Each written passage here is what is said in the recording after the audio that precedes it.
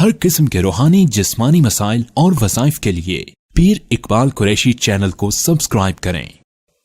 نحمده ونصلي ونسلم على رسوله الكريم اما بعد فاعوذ باللہ من الشیطان الرجیم بسم اللہ الرحمن الرحیم۔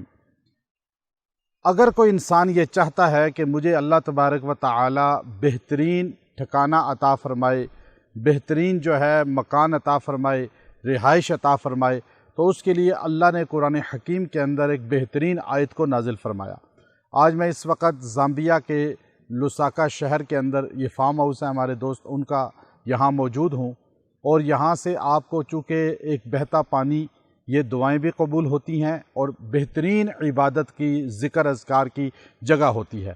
تو یہاں سے آپ کو ایک ایسا تحفہ دے رہا ہوں کہ اللہ تبارک و تعالی نے حضرت یوسف علیہ السلام کے لیے قرآن حکیم میں یہ الفاظ استعمال فرمائے۔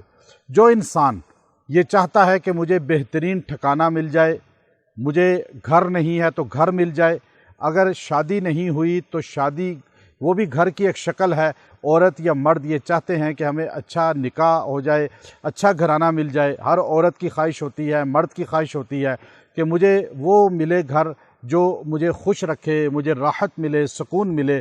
یا میاں بیوی شادی کے بعد بچے یہ چاہتے ہیں کہ ہمیں ایسا گھر ملے جو ہمارے لیے راحت کا باعث ہو، جہاں سے ہمیں کوئی پریشانی نہ ہو۔ تو یہ مختصر آیت ہے سورہ یوسف کی، آیت نمبر 56 ہے، 56 نمبر آیت ہے، اس کا آپ نے یہ حصہ تلاوت کرنا ہے اور آپ نے 11 دن پڑھنا ہے۔ اگر پانی اس طرح بہتا ہو، کوئی سوئمنگ پول ہو یا ندی ہو یا کوئی کنواں ہو، چاہے کوئی سمندر ہو، دریا ہو، آپ کسی جگہ بھی، نہر پر بھی یہ پڑھ سکتے ہیں، نہیں تو برتن میں پانی رکھ کے سامنے یہ آیت کریمہ آپ نے 11 دن پڑھنی ہے۔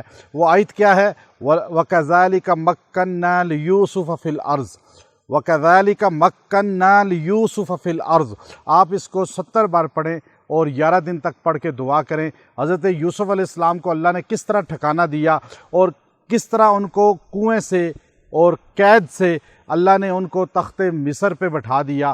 اللہ آپ کو بھی بلندی عطا فرمائے گا، چاہے غربت میں ہیں، تنگ دستی میں ہیں، فقر و فاقہ میں ہیں، چاہے آپ کو کوئی مستقبل نظر نہیں آ رہا، آپ یہ وظیفہ 11 دن پڑھیں اور کوشش کریں، پڑھتے رہا کریں کبھی کبھار، اللہ آپ کو بہترین ٹھکانہ عطا فرمائے گا۔ وآخر دعوانا ان الحمد للہ رب العالمین۔